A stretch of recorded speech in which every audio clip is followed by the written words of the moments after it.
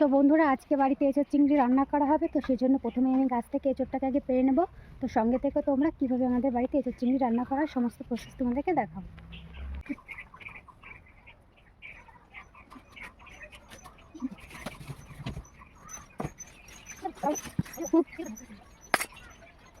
এখানে প্রথমে এঁচোড় কাটা শুরু করে দিয়েছে আমাকে আস্তে আস্তে।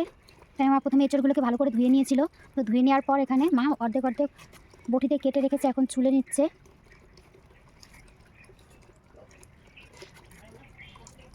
মাঝখানে যে একটা শিরা থাকে সেটাকেও ফেলে দিয়েছে মা।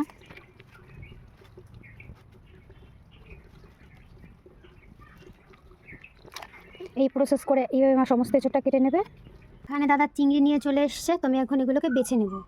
এখানে এঁচোড়টা কেটে মা ধুয়ে পরিষ্কার করে নেওয়ার পর এখানে সিদ্ধ করতে বসিয়ে দিয়েছে, আর এখানে হলুদটা দিয়ে দিলাম সিদ্ধ করতে, যে কষকষ ভাতটা যদি হালকা থেকে থাকে তো সেটা ঠিক হয়ে যাবে।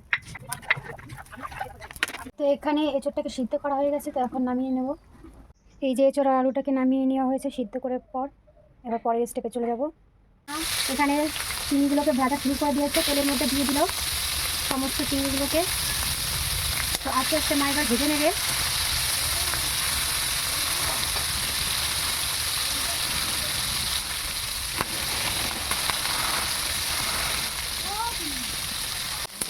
তো মাছগুলোকে এখন মা নামিয়ে নেবে। কড়াইটা পরিষ্কার করে নেওয়ার পর তেল দিয়ে দিয়েছি, তেলটা গরম হয়ে গেছে।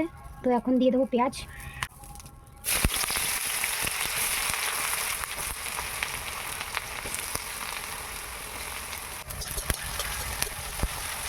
পেঁয়াজটা অনেকটাই ভাজা হয়ে গেছে, এখন রসুন আর আদা বাটা দিয়ে দেবো। এর উগ্রগন্ধটাকে চলে যাওয়ার জন্য অপেক্ষা করবো, তার জন্য হালকা করে কষিয়ে নেবো। পেঁয়াজ রসুনের উগ্রগন্ধ চলে গেছে, এখন জিরে বাটা আর শুকনো লঙ্কা বাটা দিয়ে দেবো, আর একটুখানি কাঁচা লঙ্কা বাটা দিয়ে দেবো। তারপর হালকা করে আবার কষিয়ে নেবো। এবার দিয়ে দেবো লবণ পরিমাণ মতো, দিয়ে দেবো পরিমাণ মতন হলুদ, কাশ্মীরি লঙ্কার গুঁড়ো। এবার আবার ভালো করে কষিয়ে নেবো। সেটা কষানো হয়ে গেছে, দেখো কত সুন্দর তেল ছাড়া শুরু করে দিয়েছে। তো এখন সিদ্ধ করা এঁচোড়টা দিয়ে দেবো।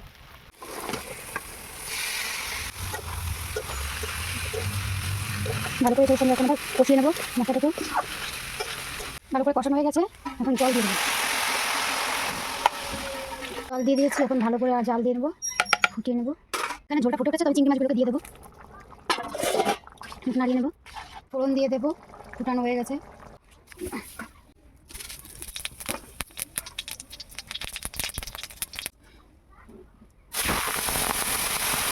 এখন গরম মশলা দিয়ে দেবো। কেমন হয়েছে আমার রান্নাটি অবশ্যই একটি কমেন্ট করে জানাবেন, আর অবশ্যই একটা সাবস্ক্রাইব করে দেবেন। নতুন কোনো ভিডিওর সঙ্গে দেখা হবে, ততক্ষণ সবাই ভালো থাকবেন।